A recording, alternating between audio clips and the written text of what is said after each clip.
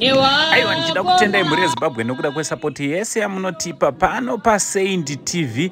Basa richienda mberi richida kutenda zvakanyanya kune vese vanotsigira mabasa ese atinoita, zvikuru sei mabasa ekubatsirana nehama dzedu dzakasiyana siyana. Kune vese vari kubatsira ndoda kutanga nekuti Mwari wekudenga dai vakuropafadzai, vawedzera pamuri kutapudza kuti muri idzi dzese dzatiri kubetsera pano dzinge dzinoitwa zvakanaka. Mufaro wangu ndewekuti muri idzi dziri kukomborwa zvizhinji, vari kuropafadzwa nekuda kwekubata kwenyu kwakanaka. Sichekutanga, kana unga usati wasubscribe on our YouTube channel, don't forget to subscribe. Follow us on our Facebook page pakanzi Saint TV, zvakare follow us on our TikTok account yakanzi Uncle Saint. Ndichito zvekudi kwese kwamuri yeZimbabwe. Aiwa, pari zvino ndiri kuno kuHurungwe, ndiko kwandiri kuwandira kwana Kapingautoa. Ndofunga nyaya yavo munoiziva kubva pakutanga. Mazuva akapera ndakadzoka mushure mekunge ndakwira bhazi ndikanosvika ikoko, ndikaona zvinhu zvisina kumira zvakanaka. Chakanga chichitokuwadza vanhu inzara chaiyo, kutoshaya chepekutangira chekudya. Asi mushure mekunge ndataura izvi, munaita nguva ngani makabva marangarira mhuri iyi, mukabva maunganidza zvamakaunganidza. Nhasi tadzoka kuti tizovasvitsa chipo chamakavakomborera nacho. Aiwa, imi garai pasi muzvionere zvichatevera.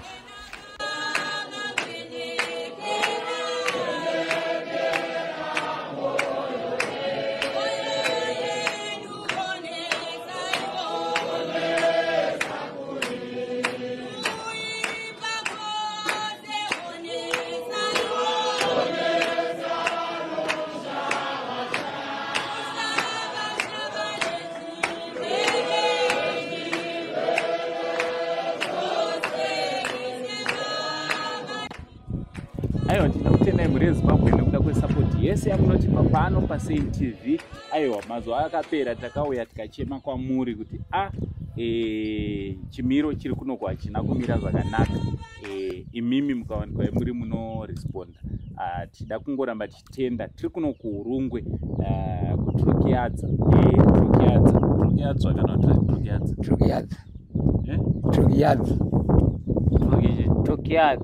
Trokiadza chirudziko icho. Trokiadza farm. Miri chirudziko. Anditi so kubva kuHarare kusvika panapa is 237 kilometers. 237 kilometers kusvika panapa takagara kubva kuHarare. Asi chiti muri sei isusu tinofara. So nhasi tiri panapa tina Iben na Knowledge Kapingautoa. Kwasai muri yeZimbabwe? Ndokwasei muri yeZimbabwe. Ndokwasei mese nezvamunobata nazvo. Aiwa, kwazisa muri varudzi chaizvo. Kwazisa muri makorekore. Ashwashona inonetsa. Kwazisa muri yeZimbabwe? Kwasai muri yeZimbabwe mose. Nokufara muri yeZimbabwe. Aiwa, tinokutendai muri yeZimbabwe tichiti aiwa kukwazisa kuita makorekore. Makorekore avaziva kunonzi kukwazisa. Kukwazisa kuti makadii muri yeZimbabwe, makadii vana baba, makadii vana amai. Aiwa, isusu tinofara sekutoona kwatiri kuita takasimba tiri vatano. Ndokukwazisa. Kutenda ndokuti aiwa tinokutendai nekuda kwezvamuri kutiitira. Aiwa, chitangai manje takutangidza. Usamire, ndoda kuti ndidzise wakomanawo. Tangidza toni. Kwasa muri yeZimbabwe? Ndokwasei muri yeZimbabwe. Makadii vana tete nana mai nana baba. Nana mukoma futi ipapo. Inini aiwa, inini ndakasimba ende ndinofara. Nole, kwasa makadii muri yeZimbabwe. Inini zvangu ndinofara makadii ana baba nana amai nana tete nana mbuya, makadii zvenyu muri yeZimbabwe. Ai tinofara zvedu muri yeZimbabwe tiri vatano. Ndokukwazisa kwete zvimwe zvese zvamama kuti. So Nole Iben ndowanzoda kutanga nemukuru zvichienda kumudiki. Anditi Iben ndiye first born. Ndoda kuti mumbonzwisisa. Iben ndiye first born kobva kwatera anonzi Tavengu ndo second born. Third born ndi Walter the late anditi kobva kwauya vatete ndizvo zvanditi kobva kwauya manjani Knowledge. So pakati pa Iben na Knowledge pane vanhu varipo 3 ndizvo kobva kwazopedzisira anonzi Tino. Tino ndofunga muchamuona anditi Tino muchamuona zvichidaro so Iben ane musha wake kunonzi kuchira ndimwe munomwe chete but panengori distance chete. Saka iwo wakabva pamba panapa kuti usire wapana wachiita yavanoita ayo iye ngoti munda arikamati munda unenge waita kudiki saka takambosire wafana wachiri ini vandatunda vananabatsvago pangu tati tinyatsokwana. Uyu ndiye mufana waka anorime ane ndungopano unorimere totoshanda uya ndimutrust kurima kurima chinjazwa chinogonekwa naNole kushanya nekufamba zvakachipatrora patrolling anego mama ndo zvarutotaura mchembero warutoti kupatrora ndokwake izvo zvidatomuona achitopatrola aiwa still zvese zvakanaka. So nhasi tadzoka takachema mazuva akapera tikati chekudya ndopasina sapane hama dzakatiitirawo zvakanaka vakatipawo zvatauya nazvo tingada kuti di ko hama dzatigonera kune hama dzatigonera kudai so inini ndinotenda nezvavaita zvinhu zvakanaka zvokuti aiwa vagona kuti buriso nzara andini perfect oda kuti kudii aiwa zvakanaka zvinhu zvavatiitirawo tagona kubuda munzara gore chirakaoma tinovatenda aiwa zvinhu zvaita zvina kuipa tenda aiwa tinotenda zvakare pane mari iri panapa ndosvitsa mukuru kana kuti ndosvitsani mukuru inogona kuzonzi wazviona kuti ndasvitswa sarudzai ndosvitsa iwe kana ndosvitsa muchemberi ndiona muchembero uya rutotyawo uyu ayo asiu adini yangosvika handiyasvika kudai yasvika nditi saka rega tipe iwewe ndochazonosvitsa muchemberi handiti mari handiti tingada kuti kudii kune hama idzi dzakanaka hama dzeSaint aiwa hama dzakanaka dzingadzambe dzakadaro noushinga dzabatsira chema kwenherera ngadzambe dzakadaro. Nherera ndiana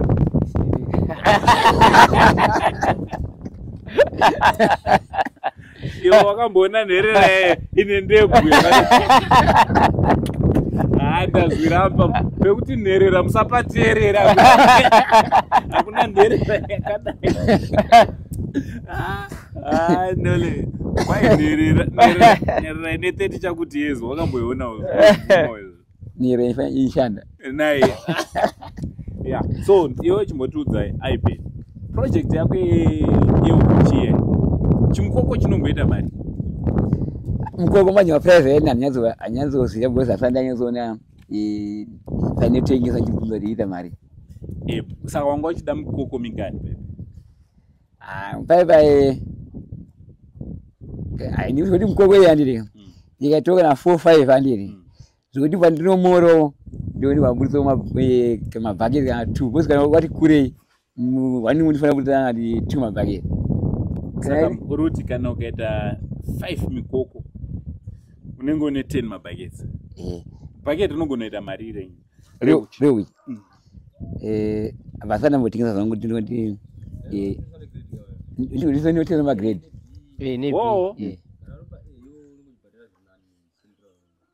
around mari 20 liters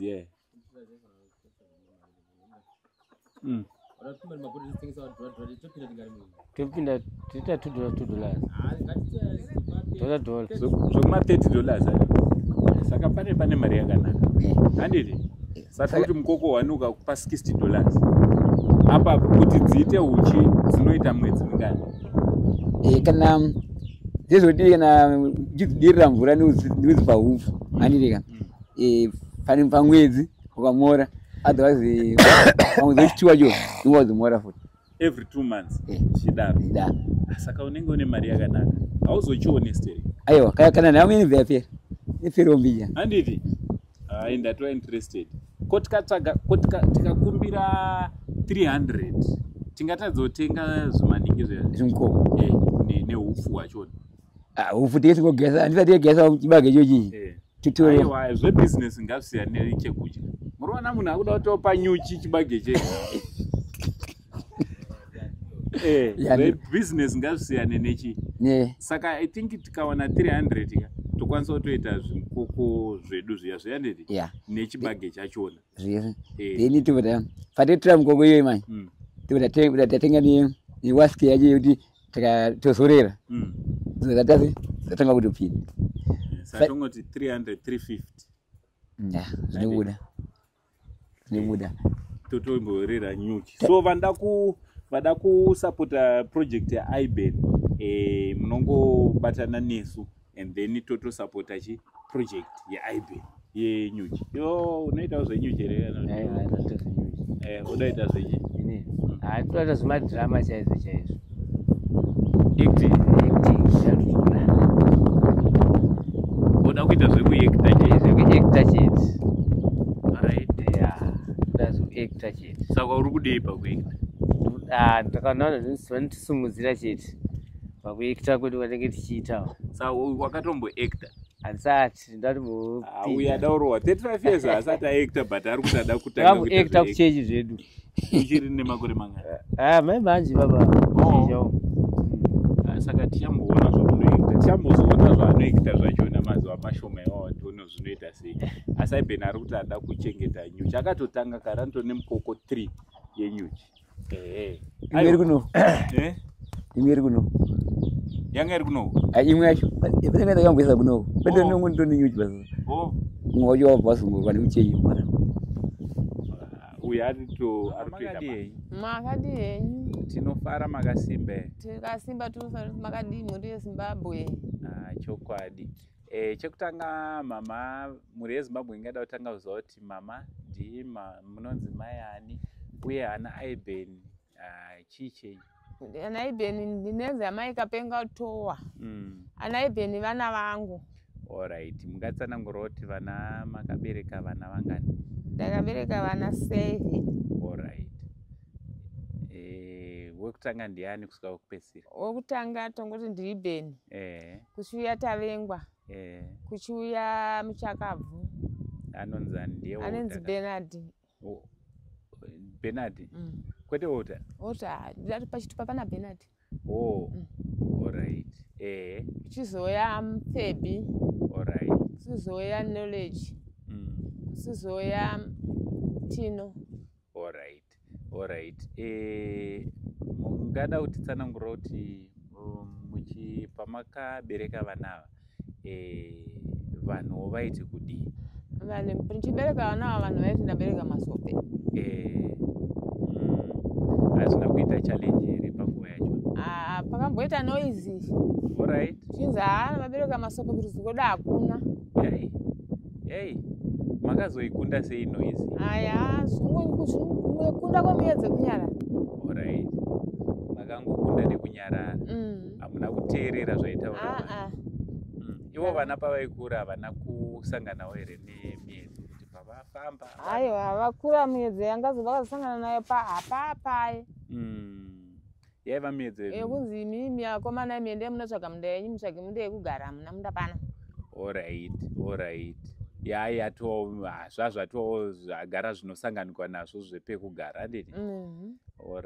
Alright. Nhasi tauya nezvatauya takabata magrosari nemari yamasvitswa namukoma Nhole. Mungadawo kuti kudii kune hama dzakakuitirai chinhu? Tinoda kutenda hama dzatiitira izvi. Vahama neshamwari nevana namai nanasisi vabetsera. Tiri kuvatenda nanababa, tiri kutenda zvikuru. Vaita kutumira grocery, rice, bage, flour, sipo, zvese. Tiri kutenda kwavari kuti vaita havo. Mushure mekunge vasvitsa chipo chakanaka kudai, mai vana Iben Kapinga Utowa vane chipo chavakabata vakabva vati svitsa. Mirai muzvionere nemufaro wakanga uine vanhu nokuda kwebasa guru ramakabata pamba apa.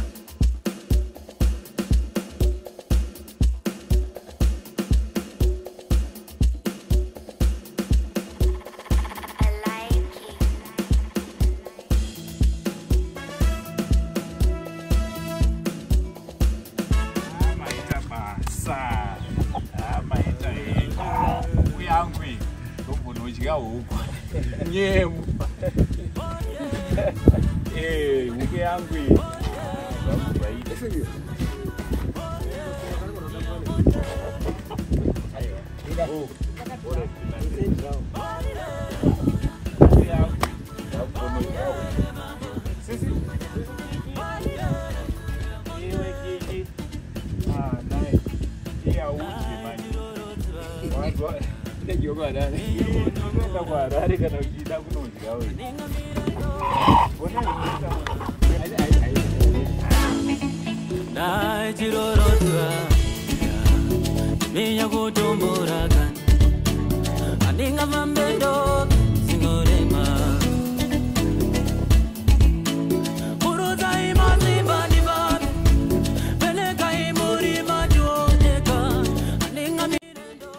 Kuna vose vanoda kubatsirana naIben naKnowledge Kapinga Utowa kuti vange vari vanovanawo zvekuita vasangozogara makasununguka kubata panhamba dzepascreen. Zvakare kune vane zvipo zvavangada kuvapa. Mwari wekudenga wakuitire zvakanaka mukutambanudza maoko kwenyu. Ndichida kuramba ndichitenda hama dzose dziri kubata basa guru. Hatigone kukutendai zvinokwana, hatigone kukudomai nemazita, asi chandinoziva ndechekuti kudenga kuna Mwari anoona zvakavanzika zvamuri kuitira muri iyi. Deno Mwari wekudenga vakukomborai, vakuropafadzai pachena nokuda zvakanaka zvamuri kuita zvekubatsirana neThe Kapinga Utowas kuno kuRungwe. Ayo idzi hama dzedu, ngatirambe tichimirana nadzo, ngatirambe tichivasapota pamaprojects. Tibatei tiwanikwe tinobatsirana navo kuti vange vari vanoitawo something chinovapa raramo. From Uncle Saint, the only Zim uncle, for now it's much love and God bless.